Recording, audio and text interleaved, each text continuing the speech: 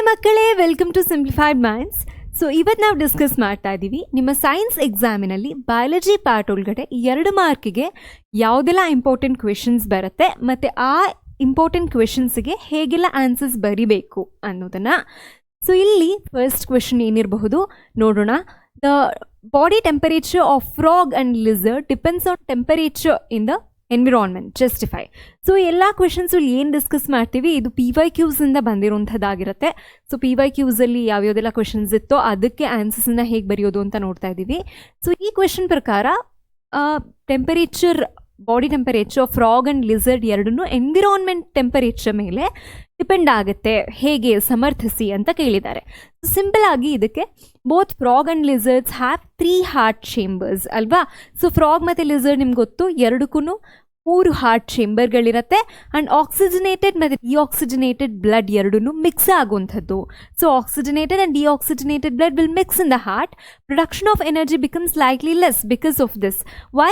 Oxygenated and deoxygenated blood ಎರಡು mix ಆಗೋದ್ರಿಂದ energy and productivity will be very less and this energy can not be used for maintaining constant body temperature. And that's why the entire temperature, body temperature of frog and lizard will be dependent on the environmental temperature ಅಂತ ಬರೀಬೇಕು. Next question, explain the process of translocation of food materials in plants. So translocation ಪ್ಲಾಂಟ್ಸಲ್ಲಿ of food materials ಹೇಗಾಗುತ್ತೆ ಪ್ಲಾಂಟ್ಸ್ನಲ್ಲಿ ಅಂತ ಕೇಳಿದ್ದಾರೆ. So translocation of food materials occurs in the phloem tissue. ನಮ್ಗೆ ಗೊತ್ತು vascular ಬಂಡಲ್ಸಲ್ಲಿ 2 ಟೈಪ್ ಇದೆ, ಫ್ಲೋಯಮ್ ಮತ್ತು ಝೈಲಮ್. ಝೈಲಮ್ ವಾಟರ್ ಟ್ರಾನ್ಸ್ಪೋರ್ಟ್ ಮಾಡುತ್ತೆ ಮತ್ತು ಫ್ಲೋಯಮ್ ಫುಡ್ ಟ್ರಾನ್ಸ್ಪೋರ್ಟ್ ಮಾಡುತ್ತೆ. ಸೊ ಟ್ರಾನ್ಸ್ಲೊಕೇಶನ್ ಆಫ್ ಫುಡ್ ಹೇಗಾಗುತ್ತೆ, ಫ್ಲೋಯಮಲ್ಲಿ ಆಗುತ್ತೆ. ಮತ್ತು this process takes place in the sieve tubes with the help of adjacent companion cells. Sieve tubes ಮತ್ತು ಅಡ್ಜಸೆಂಟ್ ಕಂಪ್ಯಾನಿಯನ್ ಸೆಲ್ಸ್ ಎರಡೂ involve ಆಗುತ್ತೆ ಈ ಪ್ರಾಸೆಸ್ಸಲ್ಲಿ. And both in upward and downward direction. ಇದು ಒಂದೇ ಡೈರೆಕ್ಷನಲ್ಲಿ ಆಗುವಂಥದ್ದಲ್ಲ ಫುಡ್ಡು. ಸೊ ವ್ಯಾಸ್ಕ್ಯುಲರ್ ಬಂಡಲಲ್ಲಿ both the sides ಇದಾಗುವಂಥದ್ದು, ಯೂನಿ ಡೈರೆಕ್ಷನಲ್ ಅಲ್ಲ, ಇದು bidirectional. And this process is achieved by osmotic pressure. Osmotic ಪ್ರೆಷರಿಂದ ಈ ಪ್ರಾಸೆಸ್ ಅಚೀವ್ ಆಗುತ್ತೆ. ನೋಡಿ ಮಕ್ಕಳೇ, ಸೈನ್ಸಲ್ಲಿ ನೀವು ಯಾವುದೇ ಆನ್ಸರ್ ಬರಿಬೇಕಾದ್ರೂ ಅಲ್ಲಿ ಎಲ್ಲಾದರೂ ಇಂಪಾರ್ಟೆಂಟ್ ಕೀವರ್ಡ್ಸನ್ನ ನೋಡಿದ್ದೆ ಆದರೆ ಇಲ್ಲಿ ನೋಡಿ, ಇಲ್ಲಿ ಫ್ಲೋಯಮ್ ಟಿಶ್ಯೂ ಬಂತು, ಮತ್ತು ಇಲ್ಲಿ ಆಸ್ಮಾಟಿಕ್ ಪ್ರೆಷರ್ ಬಂತು, ಸೀವ್ ಟ್ಯೂಬ್ಸ್ ಬಂತು, ಮತ್ತು ಅಡ್ಜಸೆಂಟ್ ಕಂಪ್ಯಾನಿಯನ್ ಸೆಲ್ಸ್ ಬಂತು. ಇದೆಲ್ಲ ಇಂಪಾರ್ಟೆಂಟ್ ಕೀವರ್ಡ್ಸ್ ಆಗಿರುತ್ತೆ. ಸೊ ಈ ಥರ ಕೀವರ್ಡ್ಸನ್ನು ಸೈನ್ಸಲ್ಲಿ ನೀವು ಎಲ್ಲೇ ಬರೆದ್ರೂ ಈ ಥರ ಕೀವರ್ಡ್ಸನ್ನು ಅಂಡರ್ಲೈನ್ ಮಾಡೋದನ್ನು ಕಲ್ತ್ಕೊಳ್ಳಿ. ಇದು ನಿಮ್ಮ ಸೆಕೆಂಡ್ PUC ಹೋದ್ರೂ, ಫಸ್ಟ್ PUCಯಲ್ಲಿ ಹೋದ್ರೂ, ಮುಂದೆ ಯಾವುದೇ ಎಕ್ಸಾಮ್ಸ್ ಬರೆದ್ರೂ, ಥಿಯರಿ ಎಕ್ಸಾಮ್ಸು ತುಂಬ ಈಸಿಯಾಗಿ ಇದರಿಂದ ಮಾರ್ಕ್ಸ್ ಸ್ಕೋರ್ ಮಾಡ್ತೀರಾ. ಸೊ ಆನ್ಸರು ನೀಟಾಗಿ ಪ್ರೆಸೆಂಟ್ ಆಗೂ ಇರುತ್ತೆ. So next question, diagrams given below represent arts of 3 different animals. Observe it and answer the questions. So 3 ಆರ್ಗನಿಸಮ್ಸ್ದು ಹಾರ್ಟನ್ನು ಇಲ್ಲಿ ಕೊಟ್ಟಿದ್ದಾರೆ. ಒಂದು 2 ಚೇಂಬರ್ಡ್ ಇರುತ್ತೆ, ಇನ್ನೊಂದು 4 ಚೇಂಬರ್ಡ್ ಮತ್ತು ಇನ್ನೊಂದು 3 ಚೇಂಬರ್ಡ್ ಇರುವಂಥದ್ದು. ಸೊ ಇಲ್ಲಿ among these which heart is helpful to the animals that require more energy ಅಂತ ಕೇಳಿದ್ದಾರೆ. ಸೊ ಯಾವ ಹಾರ್ಟಲ್ಲಿ ಜಾಸ್ತಿ ಚೇಂಬರ್ಸ್ ಇರುತ್ತೆ ಆ ಹಾರ್ಟಲ್ಲಿ ಪ್ರೊಡಕ್ಟಿವಿಟಿ ಜಾಸ್ತಿ ಇರುತ್ತೆ, ಯಾಕಂದರೆ ಆಕ್ಸಿಜನೇಟೆಡ್ ಮತ್ತು ಡಿಆಕ್ಸಿಜನೇಟೆಡ್ ಬ್ಲಡ್ ಎರಡೂ ಮಿಕ್ಸ್ ಆಗೋದಿಲ್ಲ. ಸೊ ಇಲ್ಲಿ ಜಾಸ್ತಿ ಹಾರ್ಟ್ ಚೇಂಬರ್ ಇರೋದು ಯಾವುದು? 4 ಹಾರ್ಟ್ ಚೇಂಬರ್ ಇರೋದು ಇನ್ ಕೇಸ್ ಆಫ್ ಮ್ಯಾಮಲ್ಸಲ್ಲಿರುವಂಥದ್ದು. ಸೊ ಇಲ್ಲಿ heart 2 has more productivity, it required more energy ಅಲ್ವಾ. ಸೊ ಸೆಕೆಂಡ್ ಕ್ವೆಶನ್ ಏನು, oxygenated and deoxygenated blood will ಯಾಕೆ ಇದು ಅಂತ ಕೇಳಿದ್ರೆ, oxygenated and deoxygenated blood will not mix together. Efficient supply of oxygen to the body ಆಗುತ್ತೆ ಮತ್ತು it will help in maintaining the body temperature also. ಯಾಕಂದರೆ oxygenated ಮತ್ತು deoxygenated blood ಎರಡೂ mix ಆಗೋದಿಲ್ಲ. ಸೊ ಆ ಕಾರಣಕ್ಕೆ ಎಫಿಷಿಯನ್ಸಿ ತುಂಬ ಹೈ ಆಗಿರುತ್ತೆ. Then coming to next question, the approximate length of small intestines of animal X and Y are given in the table. Observe it and answer the questions anta. So animal X ಗೆ ಏನು approximate length of the small intestine 20 to 40 feet ಇದೆಯಂತೆ. Y ಗೆ ಎಷ್ಟಿದೆಯಂತೆ? 5 ರಿಂದ 8 feet ಇದೆಯಂತೆ. So identify the herbivores and carnivorous animal in the table and support your decision with scientific reasons ಅಂತ ಕೇಳ್ತಾ ಇದ್ದಾರೆ. So ಇಲ್ಲಿ X ಯಾವುದಾಗಿರಬಹುದು? ಇದಕ್ಕೆ ಜಾಸ್ತಿ ಸ್ಮಾಲ್ ಇಂಟೆಸ್ಟೈನ್ ಲೆಂತ್ ಇರುವಂಥದ್ದು. ಸೊ ಇದೇನಾಗಿರುತ್ತೆ? ಹರ್ಬಿವೋರ್ ಆಗಿರುತ್ತೆ. ಯಾಕೆ? ಹರ್ಬಿವೋರಲ್ಲಿ ಏನಿದೆ? ಸೊ ಹರ್ಬಿವೋರು ಹರ್ಬ್ಸ್ ಅಂತ ತಿನ್ನುತ್ತೆ. ಸೊ ಹರ್ಬ್ಸ್ ಅಂದರೆ ಪ್ಲಾಂಟ್ಸ್ ಅಲ್ವಾ. ಪ್ಲಾಂಟ್ ಸೆಲ್ ಬೋಲ್ ಯಾತ್ರಿಂದ ಮಾಡಲ್ಪಟ್ಟಿರುತ್ತೆ? ಸೆಲ್ಯುಲೋಸ್ ಅಂತ ನಿಮಗೆ ಗೊತ್ತು. So that's why herbivore need longer time for its herbs digestion. Plant cell ವಾಲನ್ನು ಅದು ಡೈಜೆಸ್ಟ್ ಮಾಡ್ಕೊಳ್ಳೋದಕ್ಕೆ ತುಂಬ ಸಮಯ ಹಿಡಿಸುತ್ತೆ. ಸೊ ಒಂದು ಸೆಲ್ ವಾಲನ್ನು ಫಸ್ಟು ಒಂದು ಆರ್ಗ್ಯಾನಿಸಮು ಅಂದರೆ ಹರ್ಬಿಯೋರ್ ಆರ್ಗ್ಯಾನಿಸಮು ತಿಂದಿದ ತಕ್ಷಣವೇ ರುಮಿನೆನ್ಸ್ ಅಂತ ಹೇಳ್ತೀವಿ ನಾವು. ಈಗ ಹಸುನ ನೋಡಿದ ತಕ್ಷಣವೇ ತಿಂದು ಅದು ತುಂಬ ಹೊತ್ತು ಬೇಗ ಬೇಗ ತಿನ್ಬಿಡುತ್ತೆ ಹುಲ್ಲನ್ನು ಮೇಯೋದಕ್ಕೆ ಬಿಟ್ಟಾಗ. ಬಟ್ ಅದು ಬಂದು ಒಂದು ಕಡೆ ಕೂತ್ಕೊಂಡಾಗ ಪದೇ ಪದೇ ಅದ್ರ ಕಡ್ಡನ್ನು ಮತ್ತೆ ಚ್ಯೂ ಮಾಡ್ತಾನೆ ಇರುತ್ತೆ. ಯಾಕೆ? It can actually take its food back and it can reach you and send it back. And it has got 4 stomachs, 4 stomach ಇರುತ್ತೆ ಅದಕ್ಕೆ, ರುಮೆನ್, ರೆಟಿಕ್ಯುಲಮ್, ಒಮ್ಯಾಸಮ್ ಮತ್ತು ಅಬ್ಯುಮ್ಯಾಸಮ್ ಅಂತ. ಸೊ ಅಲ್ಲಿ ಕೆಲವು ಬ್ಯಾಕ್ಟೀರಿಯಾ ಅದಕ್ಕೆ ಆ ಸೆಲ್ಯುಲೋಸನ್ನು ಡೈಜೆಸ್ಟ್ ಮಾಡೋದಕ್ಕೆ ಹೆಲ್ಪ್ ಮಾಡುತ್ತೆ. So it has longer small intestine length. So first X is always herbivore. And why? Because carnivore ಏನು ತುಂಬ ಮೀಟನ್ನು ಪ್ರಾಸೆಸ್ ಮಾಡ್ಕೊಳ್ಳೋದಕ್ಕೆ, ಡೈಜೆಸ್ಟ್ ಮಾಡ್ಕೊಳ್ಳೋದಕ್ಕೆ ತುಂಬ ಈಸಿ ಅದಕ್ಕೆ ಸ್ಮಾಲ್ ಇಂಟೆಸ್ಟೈನ್ದು ಲೆಂತ್ ಅಷ್ಟೊಂದು ಬೇಕಾಗಿಲ್ಲ. So why is a carnivore? ಯಾಕೆ? Scientific reason is just what I told, longer small intestine because it has to digest cellulose. But whereas herbivore carnivore it has short because meat is easier to digest. ಇದನ್ನು ಬರಿಬೇಕು ಜಸ್ಟಿಫಿಕೇಶನ್ಗೆ. So next question, explain the process of digestion in the small intestine of man or human. So ನಮ್ಮ ಬಾಡಿಯಲ್ಲಿ small ಇಂಟೆಸ್ಟೈನಲ್ಲಿ digestion ಹೇಗಾಗುತ್ತೆ? So ನಮ್ಗೆ ಗೊತ್ತಿದೆ small ಇಂಟೆಸ್ಟೈನಲ್ಲಿ 3 ಥರದ ಬಯೋಮಾಲಿಕ್ಯೂಲು ಕೂಡ ಕಂಪ್ಲೀಟಾಗಿ ಡೈಜೆಷನ್ ಆಗುತ್ತೆ, ಕಾರ್ಬೋಹೈಡ್ರೇಟ್ಸು, ಫ್ಯಾಟ್ಸು ಮತ್ತು ಪ್ರೋಟೀನ್ಸು. ಸೊ ಹೇಗಾಗುತ್ತೆ, ಹೇಗೆ ಬರಿಬೇಕು? The site of complete digestion of protein, carbohydrates and fats 3 ಕಂಪ್ಲೀಟಾಗಿ ಡೈಜೆಸ್ಟ್ ಆಗುತ್ತೆ. So glands present in the wall of small intestine secrete intestinal juices. So intestinal juices small ಇಂಟೆಸ್ಟೈನಿನ ವಾಲಿಂದ secrete ಆಗುವಂಥದ್ದು. So enzymes in the intestinal juice converts proteins into amino acid. So ಪ್ರೋಟೀನ್ಸ್ನ ಏನು ಮಾಡುತ್ತೆ? Amino acid ಆಗಿ convert ಮಾಡುತ್ತೆ. Complex carbohydrates ಏನಾಗುತ್ತೆ? Glucose ಆಗುತ್ತೆ. ಮತ್ತು ಫ್ಯಾಟಿ ಆ್ಯಸಿಡ್ ಏನಾಗುತ್ತೆ? ಫ್ಯಾಟಿ ಆ್ಯಸಿಡ್ ಆ್ಯಂಡ್ ಗ್ಲಿಸರಾಲ್ ಆಗಿ ಕಂಪ್ಲೀಟ್ ಆಗಿ ಡಿಸಾಲ್ವ್ ಆಗುತ್ತೆ. So digested food is absorbed by the villi present in the walls of the intestine. So this is the complete digestion and absorption of the food particles. Mouth ಇಂದ start ಆಗಿದ್ದು complete ಆಗಿ small ಇಂಟೆಸ್ಟೈನಲ್ಲಿ ಅದು complete digestion ಆಗಿ absorb ಆಗುತ್ತೆ. Next waste material excrete ಆಗೋದು large ಇಂಟೆಸ್ಟೈನಿನ job. Then eating chapati by chewing it very slowly taste sweeter. Why? So ಒಂದು ಚಪಾತಿನ ತುಂಬ ಹೊತ್ತು ಅಗ್ದಾಗ ಅದು ಸ್ವೀಟ್ ಟೇಸ್ಟ್ ಆಗುತ್ತೆ. ಯಾಕೆ ಗೊತ್ತು? ನಮ್ಮ ಮೌತಲ್ಲಿ ಸಲೈವರಿ ಅಮೈಲೇಸ್ ಪ್ರೊಡ್ಯೂಸ್ ಆಗುತ್ತೆ. So right from the mouth ಏನಾಗುತ್ತೆ? Digestion of the food start, right? So ಏನು ಅದರ ಆ್ಯಕ್ಷನ್ ಏನು, ಅದರ ಫಂಕ್ಷನ್ ಏನು ಅಂತ ಹೇಳಿದ್ರೆ, ಸಲೈವರಿ ಅಮೈಲೇಸ್ ಏನು ಮಾಡುತ್ತೆ? ಗ್ಲೂಕೋಸ್ ಅವ್ರ ಕಾರ್ಬೋಹೈಡ್ರೇಟನ್ನು ಗ್ಲೂಕೋಸ್ ಅನ್ನೋಂಥ ಸಿಂಪಲ್ ಶುಗರ್ ಆಗಿ ಕನ್ವರ್ಟ್ ಮಾಡುತ್ತೆ. ಗೊತ್ತು ಗ್ಲೂಕೋಸ್ ಅವ್ರ ಶುಗರ್ ಎಲ್ಲ ಏನು ಸ್ವೀಟ್ ಇನ್ ಟೇಸ್ಟ್ ಆಗಿರುತ್ತೆ ಅಲ್ವಾ? ಸೊ ಏನು ಇಲ್ಲಿ chewing chapati, so while chewing chapati, saliva is secreted. That is salivary amylase is present basically. So chapati contains starch alva, chapatiyalli starch irutte. So ಏನಾಗುತ್ತೆ? ಈ salivary amylase ಏನು ಮಾಡುತ್ತೆ? ಈ ಸ್ಟಾರ್ಚ್ನ ಸಿಂಪಲ್ ಶುಗರ್ಸ್ ಆಗಿ ಬ್ರೇಕ್ ಮಾಡುತ್ತೆ. ಸೊ ಆ ಶುಗರ್ಸ್ ಏನಾಗುತ್ತೆ? ನಮಗೆ ಸ್ವೀಟ್ ಟೇಸ್ಟನ್ನು ಕೊಡುತ್ತೆ. So simple. Then moving to next question, growth of thread-like structure along the gradual spoilage of tomato can be observed when a tomato is kept aside for 4 days. Interrupt the cause for this change. So ಒಂದು ಟೊಮ್ಯಾಟೋನ cut ಮಾಡಿ ಒಂದು ಕಡೆ ಇಟ್ಬಿಟ್ಟು ತುಂಬ ದಿನ ಆದಮೇಲೆ ನೋಡಿದಾಗ ನೀವು ಗಮನಿಸಿರಬಹುದು ರೂಟ್ ಲೈಕ್ ಸ್ಟ್ರಕ್ಚರ್, ಒಂಥರ ವೈಟ್ಗೆ ಇರುವಂಥ ಒಂದು ಥ್ರೆಡ್ ಲೈಕ್ ಸ್ಟ್ರಕ್ಚರನ್ನು ನೋಡ್ತೀರಾ. ಅದು ಯಾಕೆ ಅಂತ ಕೇಳ್ತಾ ಇದ್ದಾರೆ. ಸೊ ಯಾಕೆ? So these thread like structure that grow on the tomato are called hyphae of excuse me. So hyphae of rice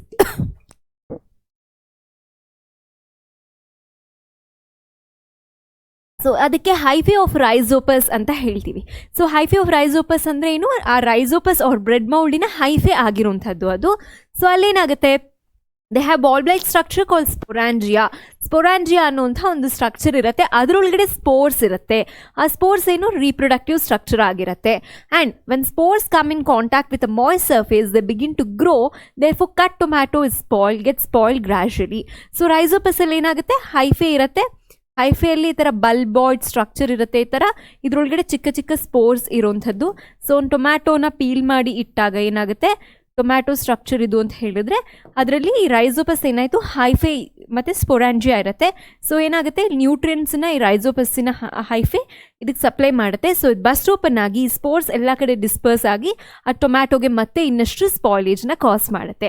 so ಅದಕ್ಕೆ ಯಾವುದೇ ಒಂದು ಮಾಯ್ಸ್ಟ್ ಸರ್ಫೇಸ್ ಮೇಲೆ ಫಂಗಲ್ ಗ್ರೋತು ತುಂಬ ಈಸಿಯಾಗಿ ಆಗುತ್ತೆ. ಮಾಯ್ಸ್ಟ್ ಸರ್ಫೇಸಲ್ಲಿ ಅಥವಾ ಲೋಯರ್ ಡಿಗ್ರಿಯಲ್ಲಿ, ಲೋಯರ್ ಟೆಂಪರೇಚರಲ್ಲಿ ಫಂಗಲ್ ಗ್ರೋತ್ ಈಸಿಯಾಗಿ ಆಗುತ್ತೆ. Then explain the significant function of each structure in human male reproductive system. So first ಕೇಳ್ತಾ ಇದ್ದಾರೆ ಟೆಸ್ಟಿಸ್ ಅಂತ. ಸೊ ಟೆಸ್ಟಿಸ್ ದ ಫಂಕ್ಷನ್ ಏನು? They produce sperms and testosterone hormone which is responsible for male characters. Simple. ಒಂದು second is scrotum. So scrotum ಏನು ಮಾಡುತ್ತೆ? They regulate or maintain the temperature of the temperature, so which will be necessary for the production of sperm ಪ್ರೊಡಕ್ಷನ್ಗೆ ಅದು help ಮಾಡುತ್ತೆ. Then urethra and vas deferens. So urethra ಮತ್ತು vas deferens ಏನು function ಆಗುತ್ತೆ? The transport sperm from testis, prostate gland and seminal vesicle to add these secretions to make the sperm transport easier and provide nutrition. So that is the function of prostate gland and seminal vesicle. Urethra ಮತ್ತೆ vasa difference ಏನು ಮಾಡುತ್ತೆ? Transport of sperm from testis ನ ಮಾಡುತ್ತೆ. ಮತ್ತೆ prostate gland and seminal vesicle what it will do? It will add the secretions to make the sperm transport easier and provide the nutrition. So nutrition ನ ಕೊಡುವಂತಹ ಕೆಲಸವನ್ನ ಈ ಒಂದು prostate gland ಮತ್ತು seminal ವೆಸಿಕಲ್ದು ಸೆಕ್ರಿಷನ್ಸು ಮಾಡುತ್ತೆ. At last penis it delivers the sperm to the site of fertilisation. So these are the various functions of different male reproductive structures. Then in sustaining reproductive fertility of a person, position of the testis in the body ಏನು ಅಂತ. So what is the position of testis in the body? So sperm formation requires a lower temperature than the body temperature. Then secretion of the testosterone. What is the function? Testosterone regulates and stimulates the formation of sperm alva. So that is the function. Secretion of prostate gland. Same question na ಬೇರೆ ಥರದಲ್ಲಿ ಕೇಳಿದ್ದಾರೆ ಮಕ್ಕಳೇ. So secretion of prostate gland make the transport of sperm easier. So ಅದರಲ್ಲಿ ಕೆಲವು ಸೆಕ್ರಿಷನ್ಸ್ನ add ಮಾಡಿ ಆ ಸೆಕ್ರಿಷನ್ಸಿಂದ ಆ sperm transport ತುಂಬ ಈಸಿ ಆಗುತ್ತೆ ಮತ್ತು ಅದಕ್ಕೆ ನ್ಯೂಟ್ರಿಷನ್ನು ಕೊಡುತ್ತೆ. Then thus reproductive fertility is sustained by the stimulation to the formation and proper transportation of the sperm. So production of sperm ಇಂದ ಹಿಡಿದು ಅದನ್ನು ಅದರ ಸೈಟ್ ಆಫ್ ಫರ್ಟಿಲೈಸೇಷನ್ಗೆ ತಲುಪಿಸೋ ತನಕನೂ ಎಲ್ಲ ಥರದ ಗ್ಲ್ಯಾಂಡನ್ನು ತುಂಬಾ ಮೇಜರ್ ಪಾತ್ರನ ವಹಿಸುತ್ತೆ. So that's how the sustaining reproductive fertility of a person. That's how the person sustains the reproductive fertility. Then moving to next question. Explain the structure and importance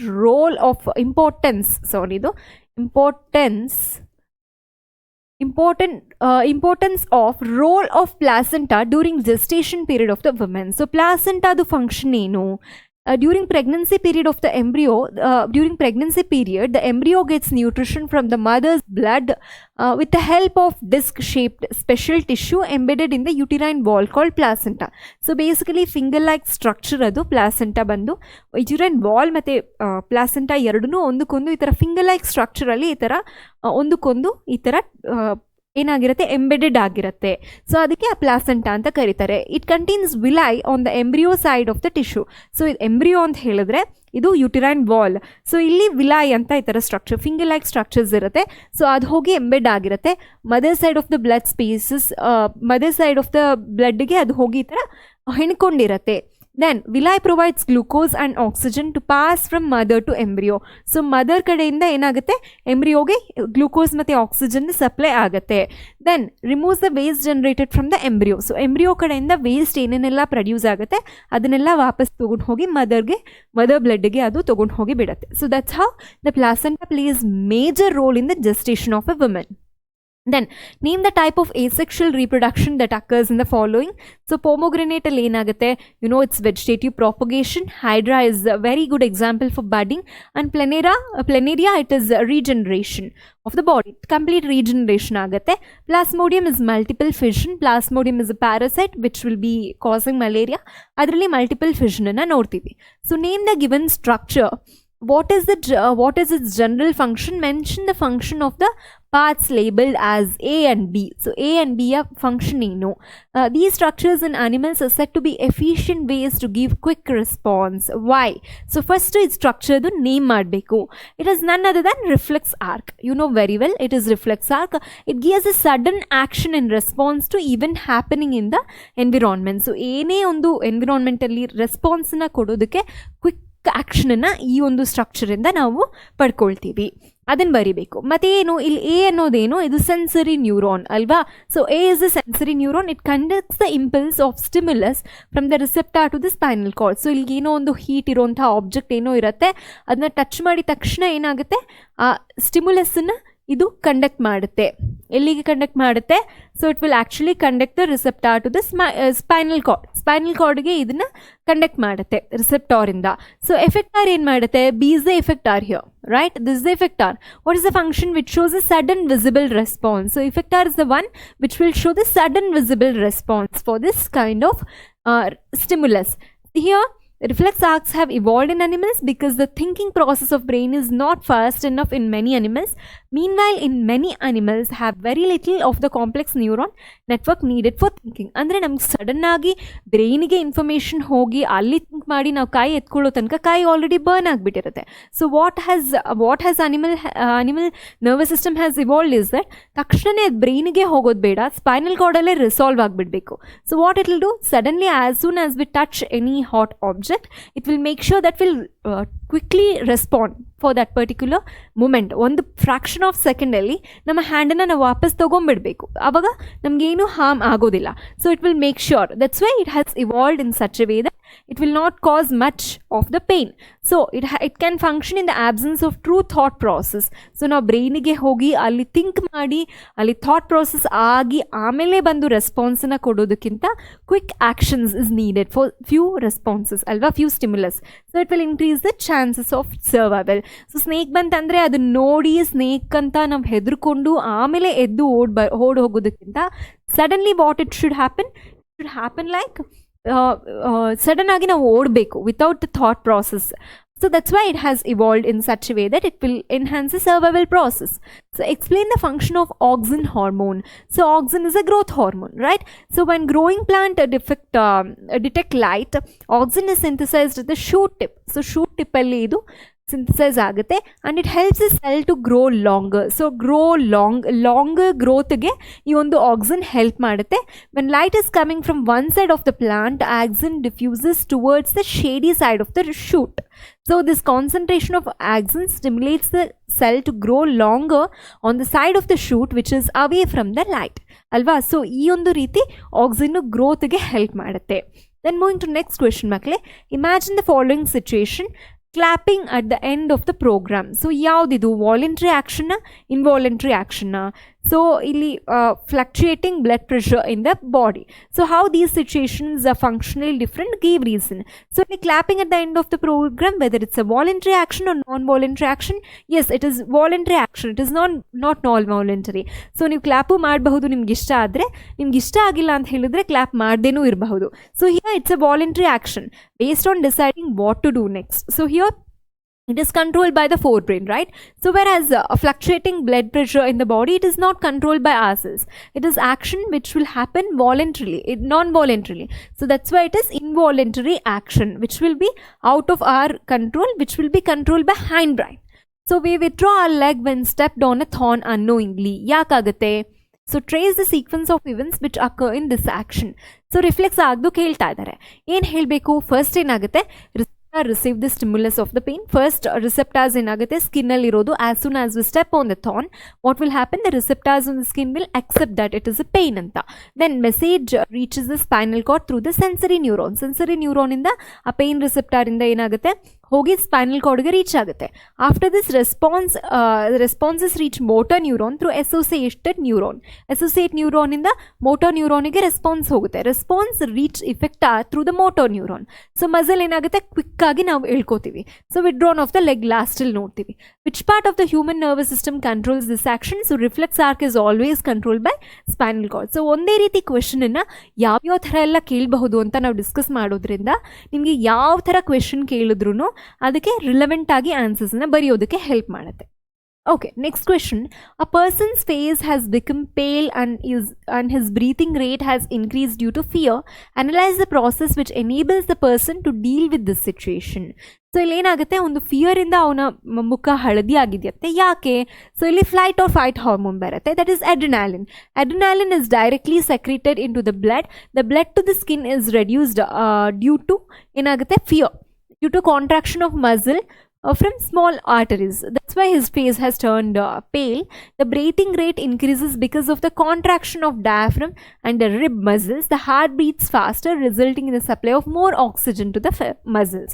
So ಭಯದಿಂದ ಏನಾಗುತ್ತೆ, oxygen supply ಕಡಿಮೆ ಆದಾಗ ಬ್ಲಡ್ಡಿನ ಫಾಸ್ಟಾಗಿ heart pump ಮಾಡ್ಕೊಳುತ್ತೆ, heart rate ಜಾಸ್ತಿ ಆಗುತ್ತೆ. So oxygen supply will be more required for this person who is in fear. So ಯಾಕೆ ಇದು process ಆಯಿತು ಅನ್ನೋದನ್ನು ಡೀಟೇಲ್ ಆಗಿ ಎಕ್ಸ್ಪ್ಲೇನ್ ಮಾಡಬೇಕು.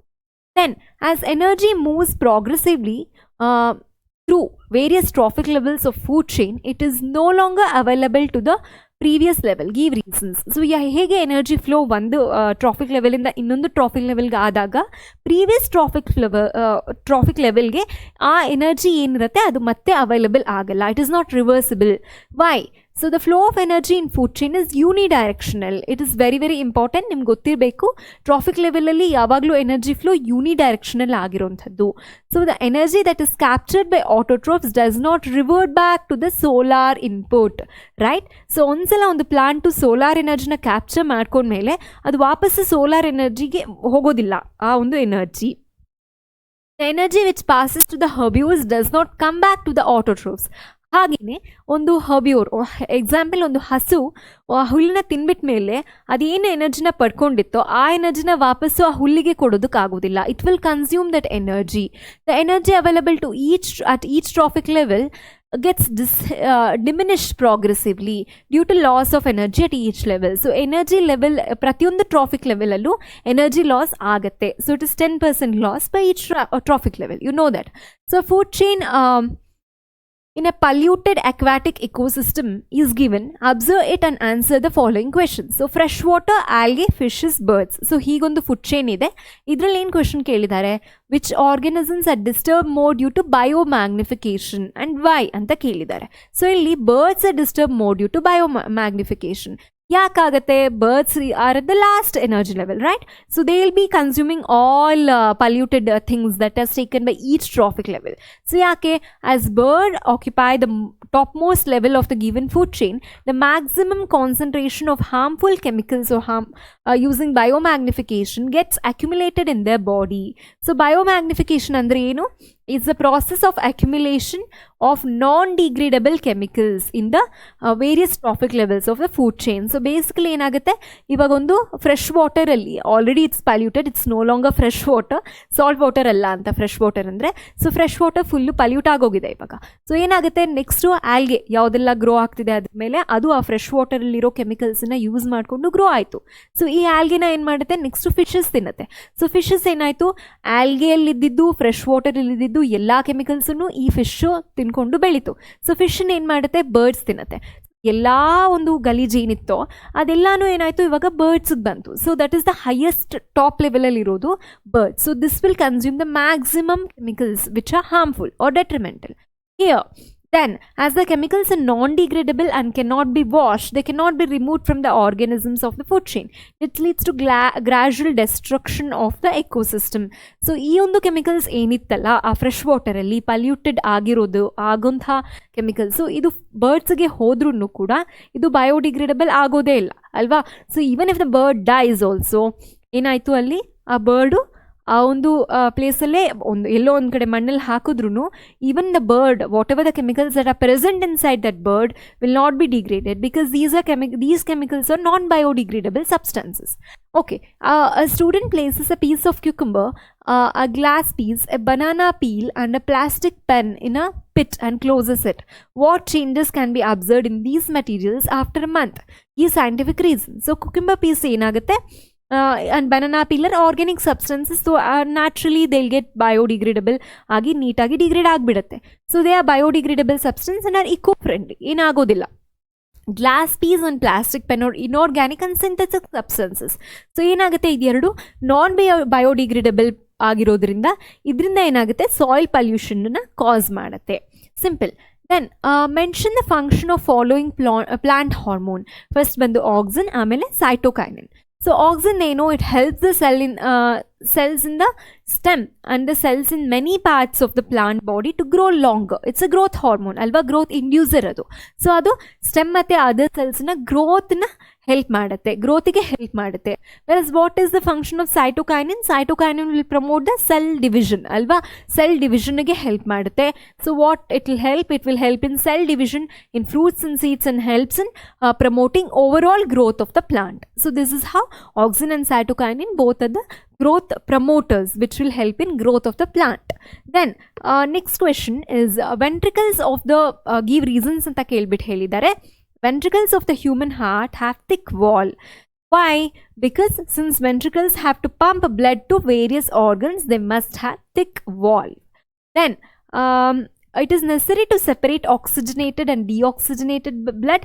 Why? Because since they need more energy to maintain their body temperature. So we had discussed that in animals there will be no mixing of oxygenated and deoxygenated blood, and then hence because it needs more energy to maintain the body temperature alva. So ee ondu heart chamber ಜಾಸ್ತಿ ಆದಷ್ಟು body ಟೆಂಪರೇಚರ್ನ maintain ಮಾಡಬಹುದು. Mention any two effects of non-biodegradable substance on the environment. So just now we discussed that a few substances like plastic ಇರಬಹುದು, ಅಥವಾ ಕೆಲವು pen ಇರಬಹುದು, ಅಥವಾ ಇನ್ನೇನೋ ಒಂದು ಸಿಂಥೆಟಿಕ್ ಸಬ್ಸ್ಟೆನ್ಸ್ ಇರಬಹುದು. ಅದನ್ನು ಏನಾಗುತ್ತೆ, ಸಾಯಿಲ್ಗೆ ಹಾಕಿದಾಗ ಅಥವಾ ವಾಟರ್ಗೆ ಹಾಕಿದಾಗ ಅದು ಬಯೋಡಿಗ್ರೇಡಬಲ್ ಆಗದೇ ಇರೋ ಕಾರಣ ಏನಾಗುತ್ತೆ, ಅದು ತುಂಬಾ ಪಲ್ಯೂಷನ್ನ ಕಾಸ್ ಮಾಡುತ್ತೆ. So these substances which do not undergo natural cycling and remain inert in the environment because no microorganism can degrade it usually. ಅದಕ್ಕೆ ಯಾವುದೇ ಥರದ ಎಂಜೈಮು ಇರೋದಿಲ್ಲ. It may harm the various members by adding into different stages of ecosystem cause that biomagnification. So that's how it causes environmental pollution. So ನಾವು ನೋಡಿದ್ವಿ, ಇವಾಗ ಯಾವುದೋ ಒಂದು ಕೆಮಿಕಲನ್ನು ತೊಗೊಂಡು ಹೋಗಿ ಅಥವಾ ಯಾವುದೋ ಒಂದು ಪ್ಲಾಸ್ಟಿಕ್ಕನ್ನು ತೊಗೊಂಡು ಹೋಗಿ ನಿಮ್ಮ ಒಂದು ಮಣ್ಣಲ್ಲಿ ತೊಗೊಂಡು ಹೋಗಿ ಅದನ್ನು ಹೂತಿಟ್ಬಿಡ್ತೀರಾ. ಸೊ ಏನಾಗುತ್ತೆ, ಅದು ಯಾವುದೇ ಒಂದು ಬ್ಯಾಕ್ಟೀರಿಯಾ ಆಗಿರಬಹುದು, ಇನ್ನೊಂದು ಆಗಿರಬಹುದು, ಅದನ್ನು ಡಿಗ್ರೇಡ್ ಮಾಡೋದಕ್ಕಾಗೋದೇ ಇಲ್ಲ. ಸೊ ನಾವು ಏನು ಮಾಡ್ತೀವಿ, ಅದೇ ಒಂದು ಪಲ್ಯೂಷನ್ ಕ್ರಿಯೇಟ್ ಮಾಡುತ್ತೆ. ಅಥವಾ ವಾಟರಲ್ಲಿ ಹಾಕಿದಾಗ ಯಾವುದೋ ಒಂದು ಫಿಶ್ ಅಥವಾ ಯಾವುದೋ ಒಂದು ಬರ್ಡ್, ಅದರಲ್ಲಿ ಇರೋಂತಹ ನೀರಲ್ಲಿರೋಂತಹ ಬರ್ಡ್ ಅದನ್ನು ತಿನ್ಬಿಡಬಹುದು. So that it will cause a lot of biomagnification and that's why it will cause the pollution. Mention any two methods that reduces the problems caused while disposing the waste. So ಹೇಗಾಗತ್ತೆ ಇದು? Any two methods that will reduce the problems caused by disposing waste. By adopting following methods we can easily reduce the pollution. ಯಾವ್ಯಾವುದು ಅದು? Segregation of dry waste and wet waste. So which will be usually done in your houses if you have observed ಮಕ್ಕಳೇ. So ಏನಾಗುತ್ತೆ, dry waste ಮತ್ತು vet ವೇಸ್ಟನ್ನ ಯಾವಾಗಲೂ ನಾವು segregate ಮಾಡಬೇಕು. ಯಾಕೆ? Dry waste ಎಲ್ಲ ಏನಾಗುತ್ತೆ, ಪ್ಲಾಸ್ಟಿಕ್ಸ್ ಇರುತ್ತೆ ವಿಚ್ ನಾನ್ ಬಯೋಡಿಗ್ರೇಡಬಲ್ ಯೂಶಲಿ, ಅದನ್ನು ರೀಸೈಕಲ್ ಮಾಡ್ತಾರೆ. ವೆಟ್ ವೇಸ್ಟನ್ನು ಏನು ಮಾಡ್ತಾರೆ, ಈಸಿಯಾಗಿ ಅದನ್ನು ಏನು ಮಾಡ್ತಾರೆ, ನೀಟಾಗಿ ಅವರು ಏನು ಮಾಡ್ತಾರೆ, ವೆಟ್ ವೇಸ್ಟನ್ನು it could be like your vegetable peel ಇರಬಹುದು, ಫ್ರೂಟ್ಸ್ ಇರಬಹುದು, ಅಥವಾ ಸ್ಪಾಯ್ಲ್ಡ್ ಫುಡ್ ಇರಬಹುದು, ಇದನ್ನೆಲ್ಲ ನೀಟಾಗಿ ಏನು ಮಾಡಬಹುದು, ಈಸಿಯಾಗಿ ಮಣ್ಣೊಳಗಡೆ ಹಾಕಿದಾಗ it will become manure because it has organic nutrients which will be easily degraded by the bacterial cells, right? Reusing of wet waste for converting them into manures. Just now we spoke about it. So recycling of dry waste ಮಾಡ್ತಾರೆ. Limiting the use of disposable materials. So ನಮ್ಮ ಪ್ಲಾಸ್ಟಿಕ್ಕನ್ನು ಆದಷ್ಟು ಕಡಿಮೆ use ಮಾಡಬೇಕು. ಮತ್ತು paper bags paper ಕವರ್ಸನ್ನು most of our containers ಯಾವುದೇ ಇರಬಹುದು ಅದೆಲ್ಲ ಏನಿರಬೇಕು, ರೀಯೂಸಬಲ್ ಮಟೀರಿಯಲ್ಸನ್ನು ಯೂಸ್ ಮಾಡಿಕೊಂಡ್ರೆ, ಇಕೋ ಫ್ರೆಂಡ್ಲಿ ಪ್ಯಾಕೇಜಿಂಗ್ ಎಲ್ಲ ಯೂಸ್ ಮಾಡಿದ್ರೆ we can just be contribute a little bit about how to reduce the ಪಲ್ಯೂಷನ್ನ ರೆಡ್ಯೂಸ್ ಮಾಡೋದಕ್ಕೆ ನಮ್ಮದೇ ಆದಂತಹ ಒಂದಿಷ್ಟು ಕಾಂಟ್ರಿಬ್ಯೂಷನ್ನ ನಾವು ಕೊಡಬಹುದಾಗಿದೆ. So can the wing of butterfly and wing of bat be considered as analogous organs? If yes why, if no why? So ಯಾಕೆ ಇಲ್ಲಿ ವಿಂಗ್ ಆಫ್ ದ ಬಟರ್ಫ್ಲೈ ಮತ್ತು ವಿಂಗ್ ಆಫ್ ಬ್ಯಾಟ್ ಎರಡನ್ನೂ ಅನಲಾಗಸ್ ಆರ್ಗನ್ಸ್ ಅಂತ consider ಮಾಡಬಹುದಾ ಅಂತ ಕೇಳಿದ್ದಾರೆ. So if yes why ಅಂತ ಕೇಳ್ತಿದ್ದಾರೆ. Yes, these structures are considered as analogous organs. First analogous organs ಅಂದರೆ ಏನು? Because the wing of butterfly and wing of bat both are useful for flight. But their basic design and origin are not same. So analogous organ ಅಂದರೆ ಏನು, usage same ಇರುತ್ತೆ but ಅದ್ರ origin ಏನು same ಇರೋದಿಲ್ಲ. So ಅದು ಎರಡಕ್ಕೂ ಏನು, wing of the butterfly is also use for flight and wing of the bat is also use for flight, but both of their origin is not same. That's why they are considered as analogous organs. So ಇಲ್ಲಿ figure ಕೊಟ್ಬಿಟ್ಟು ಹೇಳಿದ್ದಾರೆ, observe the given two figures, which figure indicates the massive amount of exchange of gases why, name the part X and Y, what is the function of part X ಅಂತ ಕೇಳಿದ್ದಾರೆ. So ಇಲ್ಲಿ god cells stomata structure ಕೊಟ್ಟಿರೋದು. Basically ಇಲ್ಲಿ first ಫಿಗರಲ್ಲಿ ಏನು ಸ್ಟೊಮ್ಯಾಟಲ್ opening ಆಗಿದೆ and ಇಲ್ಲಿ ಏನಾಗಿದೆ close ಆಗಿದೆ. ಎಕ್ಸ್ ಇಸ್ ಗಾಡ್ ಸೆಲ್ಸ್ ಅಲ್ವಾ, ಸ್ಟೊಮ್ಯಾಟಲ್ ಪೋರ್ ಅದು. ಇವಾಗ ಏನು ಇದು cancer? So very simple, answer is not written here. Here what they have asked, which figure indicates the massive amount of exchange of gases in the ಕೇಳಿದ್ದಾರೆ. Obviously it is figure 1 because here God cells are open ಅಲ್ವಾ. Open ಆಗಿರೋದ್ರಿಂದ ಏನಾಗುತ್ತೆ, obviously ಅಲ್ಲಿ gaseous substance ಈಸಿಯಾಗಿ exchange ಆಗುತ್ತೆ. Name the part X and Y. X is just guard cell ಆಗಿರುತ್ತೆ and stomatal pore ಆಗಿರುವಂಥದ್ದು Y. And in X first ಫಿಗರಲ್ಲಿ ಏನಾಗಿದೆ, stomatal pore is easily big, it is open ಅಲ್ವಾ. And Y ಅಲ್ಲಿ ಏನಾಗಿದೆ, it's close, that's why there is no exchange of gases. Stomatal close ಆಗಿರುವಂಥ structure ಅದು. Give an example for a food chain of grassland ecosystem. If there is an increase in the number of organisms in the second trophic level, how does this affect on that food chain ಅಂತ ಕೇಳಿದ್ದಾರೆ. So grassland food ಚೈನಲ್ಲಿ ಏನಿರುತ್ತೆ, basically 3 traffic levels ಇರುತ್ತೆ. First gross ಇರುತ್ತೆ, ಅದು producer ಆಗಿರುವಂಥದ್ದು. Next gross hopper ಇರುತ್ತೆ, primary consumer. Secondary consumer ಬಂದು frog ಆಗಿರುವಂಥದ್ದು. ಸೊ ಇಲ್ಲಿ ಏನು ಕ್ವೆಶನ್ ಕೇಳಿದ್ದಾರೆ, in a grassland ecosystem or grassland food chain, an increase in number of grasshopper can lead to more frogs due to increased food availability ಅಲ್ವಾ. So food ಜಾಸ್ತಿ ಇದ್ದಷ್ಟು consumers ಜಾಸ್ತಿ ಇರುತ್ತೆ. But it may also cause over consumption of grass disrupting the food chain. So ಏನಿಲ್ಲಿ ಕೇಳ್ತಿರೋದು, if there is an increase in the number of organisms in the second trophic level, how does it affect the food chain ಅಂತ ಕೇಳಿದ್ದಾರೆ. ಅಂದರೆ ಏನು, secondary consumer ಜಾಸ್ತಿ ಆದಾಗ, ಇಲ್ಲಿ second consumer ಯಾವುದು, ಫ್ರಾಗ್ ಜಾಸ್ತಿ ಆದಾಗ ಏನಾಗುತ್ತೆ, ಗ್ರಾಸ್ ಹಾಪರು ಜಾಸ್ತಿ ಇರಬೇಕು. ಸೊ ಇದು ಜಾಸ್ತಿ ಆದಾಗ ಏನಾಗುತ್ತೆ, ಗ್ರಾಸನ್ನೇ ಜಾಸ್ತಿ ಕನ್ಸ್ಯೂಮ್ ಮಾಡುತ್ತೆ. ಸೊ ಕನ್ಸ್ಯೂಮ್ ಮಾಡಿದಾಗ ಏನಾಯಿತು, ಫುಡ್ ಚೈನೇ ಎಫೆಕ್ಟ್ ಆಯಿತು ಓವರ್ ಕನ್ಸಂಪ್ಷನಿಂದ. So that's how you have to write the answer. Then moving to next question, Makle. How father is responsible to determine sex of a child in humans? Explain. So you know that in human beings, basically mother will produce or male will produce 2 types of gametes, that is X and Y. That is X and Y alva. In mother ಏನಾಗುತ್ತೆ, or any female ಇನ್ನ ಹೀಗೆ ಬರಿತೀರಿ, ಮೇಲಿನ ಹೀಗೆ ಬರಿತೀವಿ. So basically father ಏನು ಮಾಡ್ತಾರೆ, 2 ಥರದ ಗ್ಯಾಮೆಟ್ಸನ್ನು ಪ್ರೊಡ್ಯೂಸ್ ಮಾಡುತ್ತೆ, X and Y. That is male part, this is female. So they will produce same type of gametes, that is X and X. So ಹೇಗೆ ಇದು father will determine the sex of a child ಅಂತ ಕೇಳಿದ್ದಾರೆ. So ಇಲ್ಲಿ since it's gametes production ಆದಾಗ X Y ಅಂತ segregate ಆಗುತ್ತೆ. ಇಲ್ಲಿ X ಜೊತೆಗೆ ಸೇರಿದಾಗ ಏನಾಗುತ್ತೆ, ಫೀಮೇಲ್ ಆಗುತ್ತೆ. ಎಕ್ಸು ಈ ಎಕ್ಸ್ ಜೊತೆ ಸೇರಿದಾಗ ಮತ್ತೆ ಫೀಮೇಲ್ ಆಗುತ್ತೆ.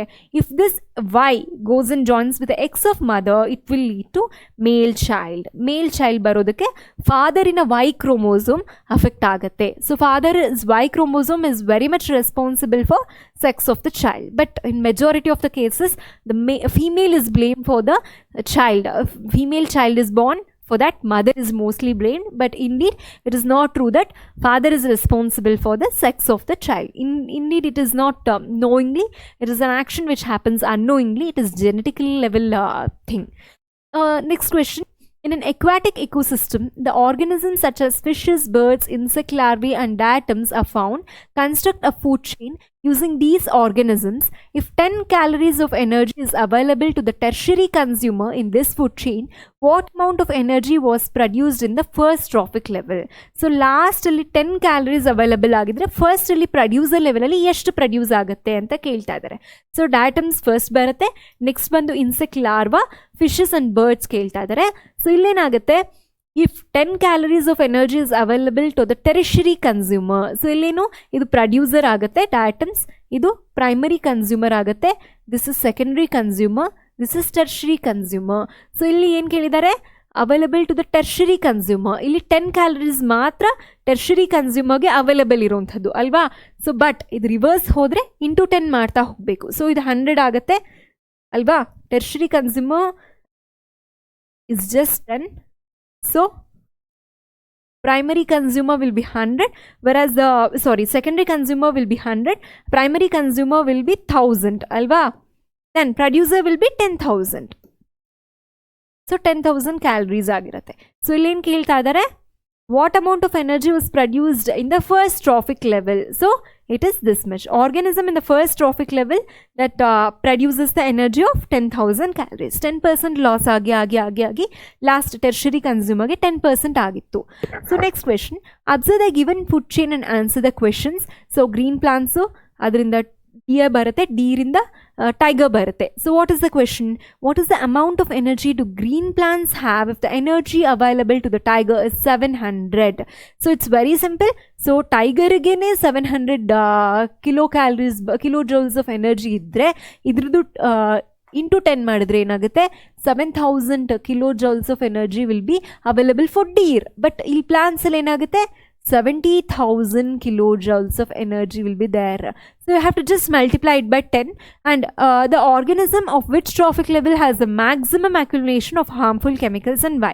So green plants ಅಲ್ಲಿ ಏನಾದರೂ ಒಂದಿಷ್ಟು ಪಲ್ಯೂಷನ್ ಆಗಿಬಿಟ್ರೆ ಅದನ್ನ ಏನು ಮಾಡುತ್ತೆ, ಡಿಯರ್ ತಿನ್ನುತ್ತೆ.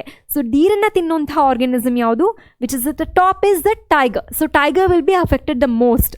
So these chemicals are not degradable and hence gets accumulated at each trophic level, which will be consumed finally by the top level organism, which is at its maximum concentration ಅದೇ consume ಮಾಡುತ್ತೆ.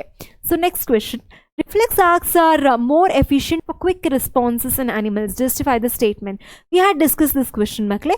So reflex arc ಅಂದರೆ ಏನು, ನಮ್ಮ sudden response ಹೇಗೆ ಅನಿಮಲ್ಸಲ್ಲಿ evolve ಆಗಿದೆ ಅದಕ್ಕೆ reflex arc ಅಂತ ಹೇಳ್ತೀವಿ. So in animals the thinking process of the brain is not fast enough ಅಲ್ವಾ. ನಮ್ಮ ಬ್ರೈನಲ್ಲಿ ನಾವು thinking process is not too fast enough. So that's why animals have very little or none of the complex neuron network needed for thinking. So reflex arc will help in enhance survival enhance ಮಾಡೋದಕ್ಕೆ ಈ reflex arc ತುಂಬ help ಮಾಡುತ್ತೆ.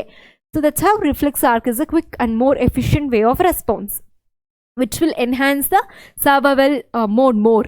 So the body size of a person is changed due to exercise. Is this change can be seen in next generation? Mention your answer with reason. So this change cannot be seen in next generation because the change is non-reproductive. In non-reproductive tissue cannot be passed on to the DNA ಅಲ್ವಾ. ಇವಾಗ ಯಾರೊಬ್ಬರು ನಮ್ಮ parents ಯಾರೊಬ್ಬರು ತುಂಬಾ ದಪ್ಪ ಇರ್ತಾರೆ. So eventually ಅವರು ಹುಡ್ಡಾಗಿ ಯಾರೂ ತುಂಬ ಒಬೀಸ್ ಆಗಿರೋದಿಲ್ಲ. Eventually they'll have this junk food and their everyday exercise ಇರೋದಿಲ್ಲ. The way of lifestyle is very very sedentary ಇರುತ್ತೆ. ಸೊ ಈ ಥರ ಇದ್ದಾಗ ಅವರ ಬಾಡಿ ಏನಾಗುತ್ತೆ, ತುಂಬ ಒಬೀಸ್ ಆಗಿಬಿಡುತ್ತೆ. So upon you do exercise, if you do some diet and everything, you can lose the weight ಅಲ್ವಾ. You can eventually lose the weight, but just because you lose the weight, you can not assume your kids will also inherit the same kind of body pattern, because it is not the reproductive tissue which will be changed alva. Somatic cells change ಆಗ್ತಿದೆ. So you know there are two types of cells. One is somatic cells which are related to body. Somatic cells or somatic cells ಅಲ್ಲಿ body cells ಅಂತಾನು ಕರಿತೀವಿ ಇದನ್ನ. somatic cells ಅಲ್ಲಿ ಯಾವುದೇ changes ಆದ್ರೂ, this is dy. Second is germ cells. These are sex cells. So ಇಲ್ಲೇನೇ change ಆದ್ರೂ next inherit ಆಗುತ್ತೆ. ಇದು ನೆಕ್ಸ್ಟ್ ಪ್ರೋಜನಿಗೆ ಆರ್ ನೆಕ್ಸ್ಟ್ ಕಿಡ್ಸ್ಗೆ ಇನ್ಹೆರಿಟ್ ಆಗುತ್ತೆ. ಸೊಮ್ಯಾಟಿಕ್ ಸೆಲ್ಸಲ್ಲಿ ಯಾವುದೇ ಚೇಂಜಸ್ ಆದ್ರೂ ಅದು ನಮ್ಮ ನೆಕ್ಸ್ಟ್ ಜನ್ರೇಷನ್ಗೆ ಯಾವುದೇ ಥರದಲ್ಲಿ ಎಫೆಕ್ಟ್ ಆಗೋದಿಲ್ಲ. Then how ozone layer is formed? Protection of ozone layer is necessary. Why? Give reasons ಅಂತ ಕೇಳ್ತಾ ಇದ್ದಾರೆ. So ozone you know it's O3 is a molecule formed by the 3 oxygen molecules. ಇದು 3 oxygen molecule ಇಂದ ಮಾಡಲ್ಪಟ್ಟಿರುವಂತಹ layer ಆಗಿರುತ್ತೆ. So ozone performs an essential function. It shields the surface of the earth from the ultraviolet radiation from the sun. So basically ozone ಏನು ಮಾಡುತ್ತೆ, UV radiation which is coming from the sun, it will be shielded by this particular, it will be shielded by this particular layer which is present in the stratosphere. So that this radiation is highly damaging to organisms. For example, it is known to cause skin cancer in human being. So cancer causing agents na carcinogens anta karitivi. So this UV radiation is also one such carcinogen which can change the DNA sequence, and indeed it can help in causing the cancer. So cancer cause ಮಾಡೋದಕ್ಕೆ ಇದು ತುಂಬಾನೇ important molecule ಆಗಿರುತ್ತೆ. So give an example for food chain of an aquatic ecosystem. If there is an increase in the number of organisms in third trophic level, how does this affect on the food chain? So a typical aquatic food chain ಅಲ್ಲಿ ಏನಿರುತ್ತೆ, ಫೈಟೋಪ್ಲಾಂಕ್ಟಾನ್ ಇರುತ್ತೆ, then zoo plankton ಇರುತ್ತೆ, ಆಮೇಲೆ small fishes ಇರುತ್ತೆ, then large predatory fish, top predators ಇರುತ್ತೆ, like it could be shark. So humans can eat these fish ಅಲ್ವಾ. So ಇಲ್ಲಿ if there is an increase in the organism at the third trophic level, ಅಂದರೆ ಇಲ್ಲಿ third trophic level ಅಂದರೆ small fish for example, ಇಲ್ಲಿ ಅದು increase ಆಗಿಬಿಡ್ತು ಅಂತಂದರೆ the increase predation on the second trophic level ಅದೇನಾಗುತ್ತೆ, ಝೂ ಪ್ಲಾಂಕ್ಟಾನ್ಸನ್ನು ಜಾಸ್ತಿ ತಿನ್ನುತ್ತೆ. ಸೊ ಇದೇನಾಗುತ್ತೆ, ಇದ್ರ ನಂಬರನ್ನು ರೆಡ್ಯೂಸ್ ಮಾಡುತ್ತೆ ಇದನ್ನು ಜಾಸ್ತಿ ತಿನ್ನೋದ್ರಿಂದ. ಏನಾಗುತ್ತೆ, more food available for the fourth trophic level. So ಇಲ್ಲೇನಾಗುತ್ತೆ, ಲಾರ್ಜ್ ಪ್ರಿಡೇಟರಿ ಫಿಶ್ ಇದು ಜಾಸ್ತಿ ಆದ ಹಾಗೆ ಏನಾಗುತ್ತೆ, ಇಲ್ಲಿ ಕಡಿಮೆ ಆಗ್ತಾ ಹೋಗುತ್ತೆ. ಬಟ್ ಇಲ್ಲಿ ಸ್ಮಾಲ್ ಫಿಶ್ ಜಾಸ್ತಿ ಆಗಿದ ತಕ್ಷಣ ಲಾರ್ಜ್ ಪ್ರಿಡೇಟರಿ ಫಿಶ್ ಜಾಸ್ತಿ ಆಗುತ್ತೆ. ಅದಕ್ಕೆ ಫುಡ್ಡು ತುಂಬ ಅವೈಲಬಿಲಿಟಿ ಇರುತ್ತಲ್ವಾ.